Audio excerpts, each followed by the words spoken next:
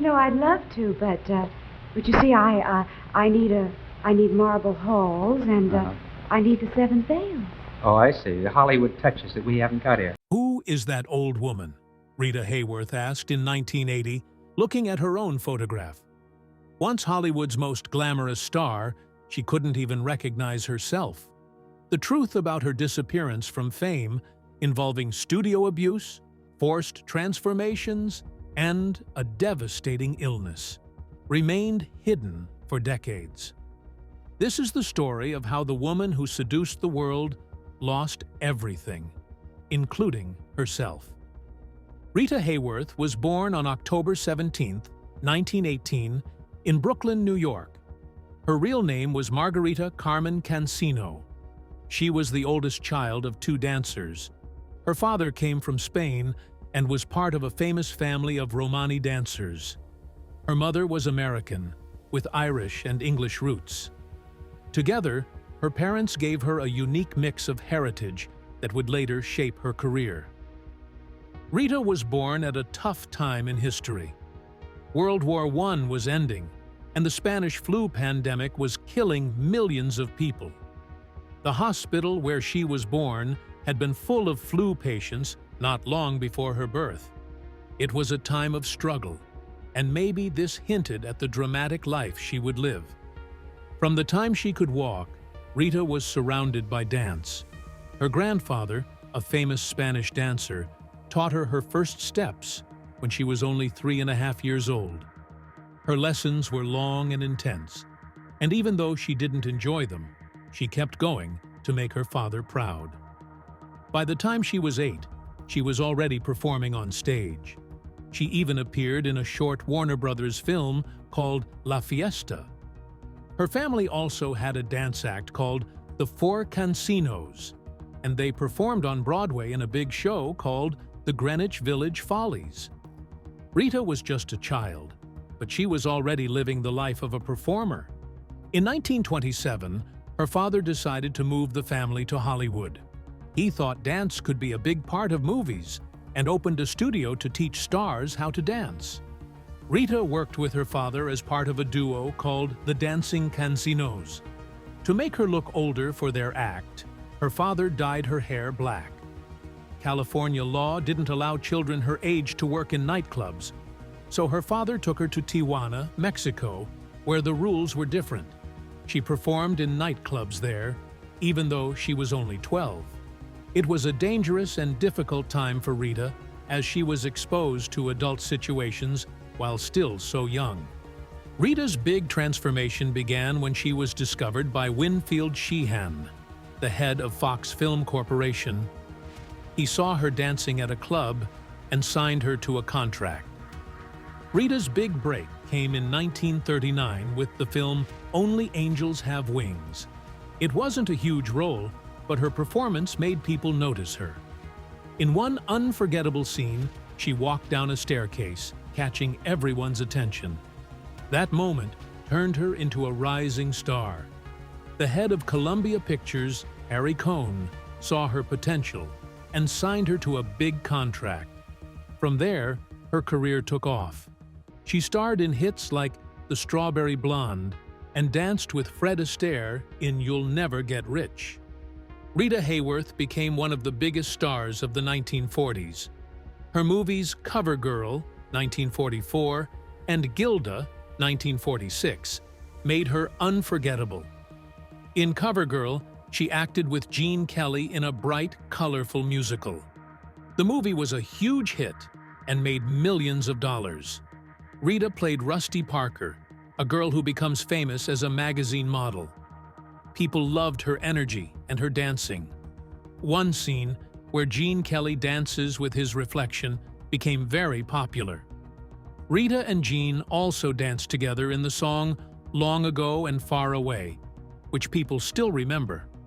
This movie made Rita one of Hollywood's most loved stars and Columbia Pictures' biggest asset. 2 years later, Gilda changed everything. It was her most famous movie. She played Gilda, a beautiful but troubled woman caught in a love triangle. The story happened in a casino in Buenos Aires, full of mystery and tension. Rita made Gilda feel real, showing both her seductive side and her softer, sadder feelings. The movie was another hit, making millions. Critics praised Rita for how she acted, and audiences couldn't stop talking about her. One scene in Gilda stood out more than anything. In the Put the Blame on Mame scene, Rita sang and slowly took off her long black gloves while wearing a strapless satin dress. It wasn't just beautiful, it was bold. The scene was daring for the time and became one of the most famous moments in movie history. Even though her voice was dubbed for most of the song, the way Rita performed made it unforgettable. After the movie came out, black satin gloves became super popular because of her. Later, she joked, "Men went to bed with Gilda, but woke up with me," to explain how different her real life was from her on-screen persona. During World War II, Rita wasn't just a movie star. She became a favorite pin-up girl for soldiers. One famous photo of her kneeling on a bed in a silky outfit became hugely popular. Over 5 million copies of that picture were sent to troops around the world. She didn't just send pictures, she worked hard to support the war effort. Rita toured hundreds of cities to sell war bonds, visited soldiers in hospitals, and even gave a soldier a lock of her hair as a keepsake. She was so beloved that the U.S. Navy nicknamed her the redhead we would most like to be shipwrecked with. But in 1946, something happened that Rita didn't like. Her photo from Life magazine was put on an atomic bomb used in a nuclear test. The bomb was named Gilda after her movie. When Rita found out, she was furious. Her husband at the time, Orson Welles, said she was angrier than he had ever seen her. The whole thing caused a big controversy. Some people thought it was disrespectful to use her picture on something so destructive. Even years later, her daughter said, "It was a terrible thing to do to Mother. She was so beautiful, so innocent, and so kind. To do that to her was a crime." Meanwhile, Rita Hayworth's life was full of struggles that shaped her journey in Hollywood. At just 18 years old, she married Edward Judson, a man 22 years older than her. Judson was not just her husband, but also her manager. Rita hoped for love, but Judson treated her more like a business investment. He changed her name to Rita Hayworth, using her mother's maiden name, and worked hard to transform her into the perfect Hollywood image. He even had her appearance altered, raising her hairline through painful electrolysis procedures to make her look all-American. Rita's transformation into a Hollywood icon was not only emotional, but also physically demanding. Beyond the electrolysis, she had her naturally dark hair dyed auburn, and she was put on strict diets to maintain the Hollywood standard of beauty. These changes brought her fame, but also made her feel disconnected from her true self. She later admitted to feeling like she was being treated as a sex object, though she tried to endure it. Judson controlled every part of her life. He decided what she wore, how she acted, and even tried to dictate her relationships. Rita later said she felt like a puppet, unable to make decisions for herself. Under Judson's management, she signed a 7-year contract with Columbia Pictures in 1937. Her career started to rise, but her personal life suffered. By the time she divorced Judson in 1942, citing cruelty, she was nearly bankrupt. Judson had taken much of her earnings, leaving her with very little despite her growing fame. One of the darkest parts of her relationship with Judson was his exploitation of her. He allegedly pressured her to have relationships with powerful men in Hollywood to advance her career. One infamous incident involved Harry Cohn, the head of Columbia Pictures, who was known for demanding favors from female stars. Rita, however, refused Judson's demand to sleep with Cohn. Despite her resistance, Cohn saw her potential and signed her anyway. This courage showed her strength, But the exploitation left deep emotional scars, leading to her mistrust of men and struggles with alcohol later in life. Around the time of her divorce, Rita had a brief affair with Howard Hughes, a wealthy aviator and film producer known for pursuing actresses. Hughes showered her with gifts and grand gestures, but Rita, still recovering from her controlling marriage, kept her distance. Their relationship didn't last long, but Hughes continued to show interest in her. Rita Hayworth's love story with Orson Welles began like a dream. They met at a party in August 1943, and Welles was immediately drawn to her beauty. He didn't waste time showing it. Just weeks after meeting, they eloped and got married in a small ceremony at Santa Monica City Hall. Everyone was shocked, especially the head of Columbia Pictures, Harry Cohn, who thought Rita was too valuable to the studio to risk on such a sudden marriage. At first, Rita believed she had found her true love. She called Welles the great love of my life. But their happiness didn't last long. Welles was always busy with his work. He would stay awake for days working on his projects and barely spent time with Rita. When he did come home, he would expect big meals like steaks and pies for breakfast. Their house was full of chaos, often used as a workspace for his productions. When their daughter Rebecca was born in 1944, things seemed better for a short time, but Welles wasn't very involved as a father. Once, when someone asked if he had seen Rebecca during a visit, he said casually, "Yes, she came with me to the airport." This hurt Rita, who wanted a real family life. By 1946, Rita was exhausted. She begged Welles to go on vacation with her, but he kept saying he would tomorrow, and never did. Finally, Rita moved out with Rebecca and got a place of her own in Brentwood. Their movie, The Lady from Shanghai, was supposed to help their marriage and fix Welles's financial problems.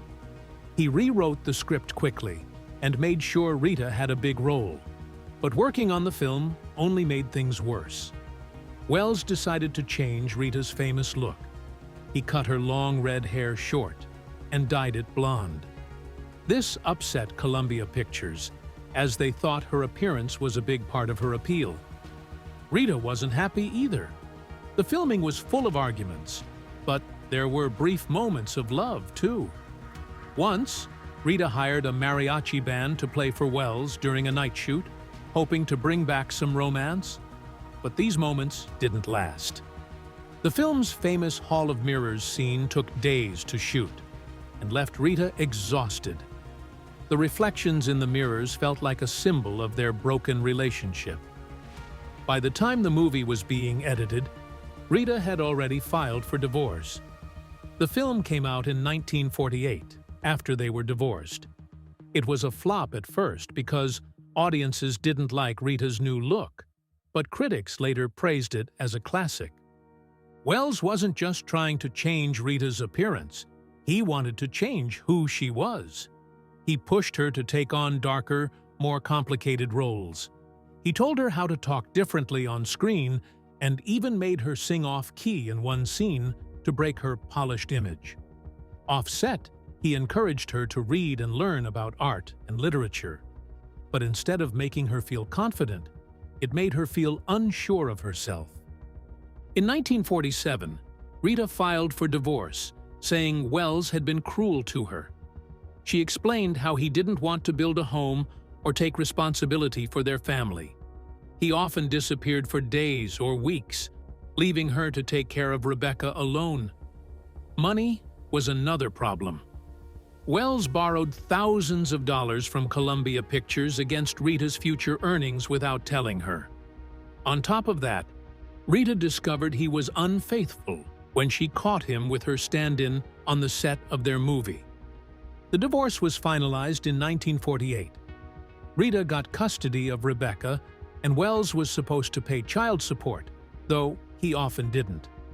Even after everything, Rita still spoke fondly of Welles in later years.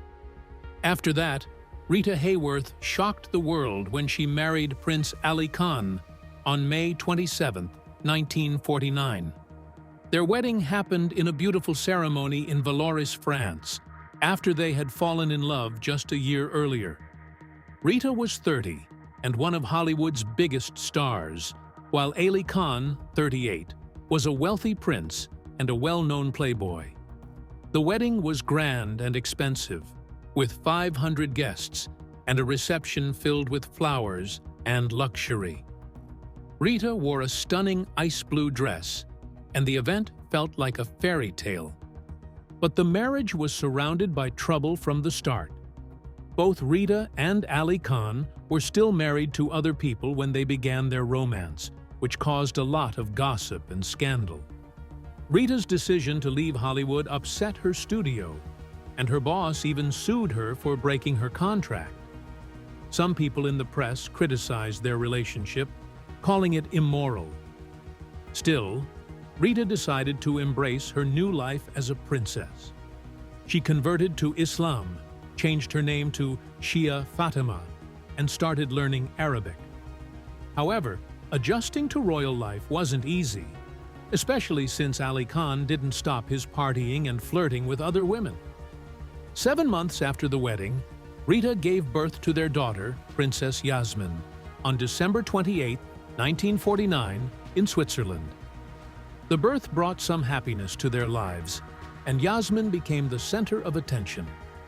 Rita decorated Yasmin's nursery with diamonds, showing the kind of luxury they lived in. But even with this joy, their marriage had problems. Ali Khan kept living like a playboy, and Rita struggled with the pressure of being a royal and a mother. The media followed their every move. When the couple toured Africa in 1950, stories about their extravagant lifestyle, like traveling with a large entourage and eating expensive food, made headlines. Things got worse when Ali Khan was caught dancing with another actress, which embarrassed Rita. By 1951, their marriage was falling apart, and Rita wanted to return to the United States.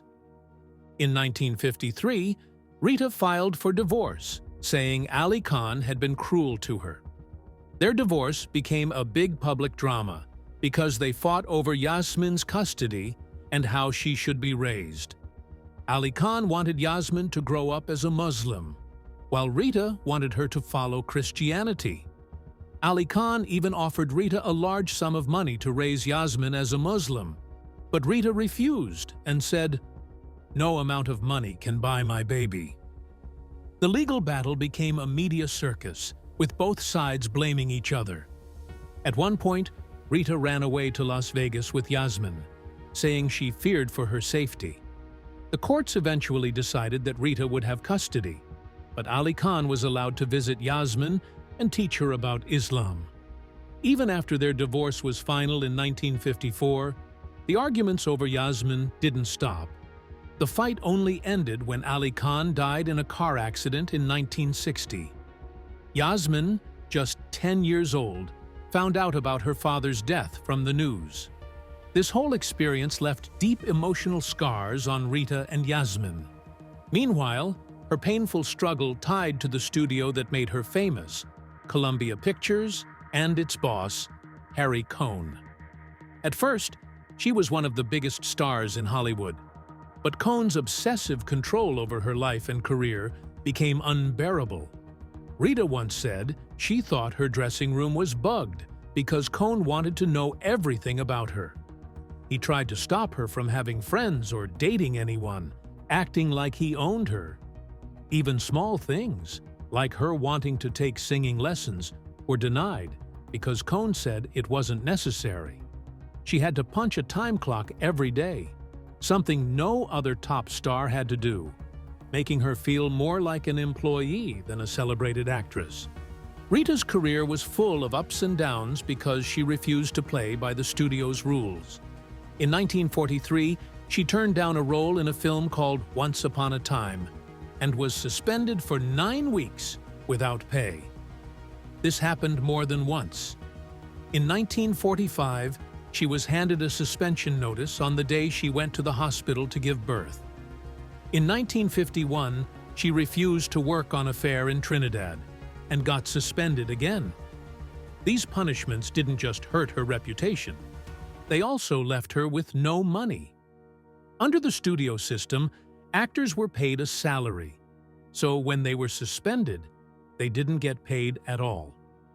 As time went on, Rita started to resent how much control the studio had over her life. She later called Harry Cohn a monster in interviews, and her anger never really faded, even after her career ended.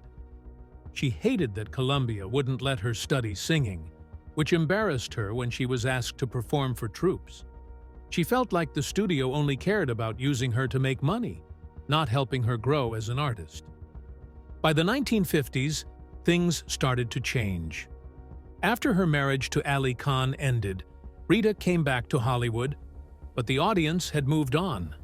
Her 1952 film Affair in Trinidad was a success, but it didn't bring back the magic of her earlier hits like Gilda. She still had some big roles, like in Salome and Miss Sadie Thompson in 1953, but younger stars like Kim Novak were now taking the spotlight. The studio system that had both built and controlled her career was breaking down. Rita's roles got smaller, and even when she had top billing, like in Pal Joey, 1957, she wasn't the main focus anymore. By the 1960s, Rita's career had mostly faded. She had made over 40 films, but her later roles didn't have the same magic. Her final film was The Wrath of God in 1972, and after that, she quietly stepped away from the spotlight. Sadly, Rita's struggles only increased in her last two marriages. When she married singer Dick Haymes in 1953, things went wrong right from the start. Haymes owed a lot of money, thousands in alimony and child support, and Rita, still a big star, had to pay his debts to keep him out of jail. In 1954, things got worse. They were trapped in a New York hotel room for a whole day because police were outside, waiting to arrest Haymes for not paying what he owed. On top of that, Haymes faced deportation since he wasn't a U.S. citizen. Rita tried to help him stay, but it only caused more problems. The marriage ended in 1955 after a shocking incident. Haymes hit Rita in the face at a nightclub. She left him immediately, so shaken that her doctor told her to stay in bed for days. Her next marriage, to producer James Hill in 1958, was just as bad. Hill wanted Rita to keep working in movies, even though she wanted to retire. They fought constantly, and in 1961, Rita filed for divorce, saying Hill was cruel to her.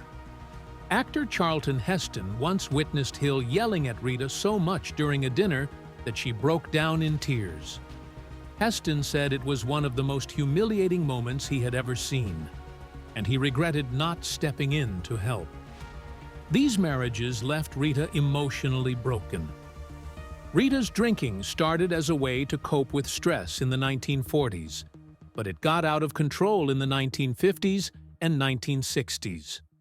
Her third husband, Orson Welles, noticed early on. He said Rita would sometimes get so angry that she would smash furniture or drive recklessly in the hills. By the mid-1950s, her drinking became well known in Hollywood. On the set of Fire Down Below in 1957, her co-star Robert Mitchum saw her drinking heavily between takes. He later said it was one of the saddest things he'd ever witnessed. By 1958, during the filming of Separate Tables, Rita's drinking had gotten so bad that she often forgot her lines or showed up drunk. Even so, she managed to give a strong performance, earning a Golden Globe nomination. But her addiction took a toll on her health. By the early 1960s, she looked much older than her age, and she started losing roles. In 1962, a Broadway play she was supposed to star in was canceled because of her drinking. In 1963, when Rita Hayworth was 45, people around her began to notice small but strange changes. Her daughter, Yasmin, remembered how their phone calls started feeling different. Rita would repeat the same question over and over, as if she couldn't remember what she'd already said. At first, these moments seemed minor and easy to dismiss, but by 1964, the changes became harder to ignore. On the set of Circus World, Rita struggled with her lines. Scenes that should have been quick took multiple takes because she couldn't remember what to say. One day, it got so bad that she spent over an hour trying to recall a single line. The crew didn't know what to think, but they knew something was wrong. Things got even worse in 1967 while she was filming The Bastard. This time, Rita didn't recognize Kirk Douglas, her longtime friend and co-star. She mistook him for a crew member. Kirk was shocked and heartbroken. How could someone so close to him forget who he was? It was clear that Rita's memory and mind were slipping. As the years passed, Rita's behavior became more unpredictable. Sadly, people assumed she was an alcoholic. At the time, Hollywood was quick to label aging actresses with drinking problems, and Rita had used alcohol before to deal with anxiety. No one realized the truth, that she was battling the early stages of Alzheimer's disease. One of the most public incidents happened in 1976 at Heathrow Airport. Rita, now 57, was about to board a flight to Los Angeles, but she suddenly became upset, yelling at the flight attendants and passengers. She seemed confused and agitated, and eventually, she was removed from the plane. The newspapers jumped on the story, calling it a drunken outburst. Headlines painted her as an aging star who couldn't control herself. Around this time, her paranoia grew. In one shocking moment in 1977, she became convinced that her New York apartment was bugged by the CIA. She spent hours ripping apart furniture and pulling up floorboards, looking for hidden microphones that weren't there. It was heartbreaking for her family to see how lost she'd become. In 1971, Rita tried to restart her career by starring in a Broadway musical, Applause. This was supposed to be her big comeback, but it turned into a painful experience. From the start, rehearsals were difficult. Rita couldn't remember her lines or keep up with the dance routines. The director thought she might just need more practice, so they gave her extra time. But as the opening night got closer, it was clear things weren't getting better. One day during a dress rehearsal, Rita froze completely. She stood on stage, silent and confused, unable to say a single word. After a few minutes, she broke down crying and ran off the stage. The cast and crew were devastated, knowing she couldn't go on. In 1980, Rita Hayworth was officially diagnosed with Alzheimer's disease. She was 61 years old, and the news changed her life and how people understood the illness. On February 22nd, after several tests at a hospital in San Francisco, her doctors discovered the truth. For years, people thought her struggles were caused by alcohol or depression. Her psychiatrist, Dr. Ronald Feeve, was the first to suspect it might be something more serious. The testing was hard for Rita. One heartbreaking moment came during a memory test. She was shown pictures of famous people, including herself. She recognized her younger self from Gilda, her famous 1946 movie. But when shown a recent photo, she asked, "Who is that old woman?" On March 7th, her daughter, Yasmin Aga Khan, told the world about Rita's diagnosis. It was shocking news. Back then, most people didn't know much about Alzheimer's.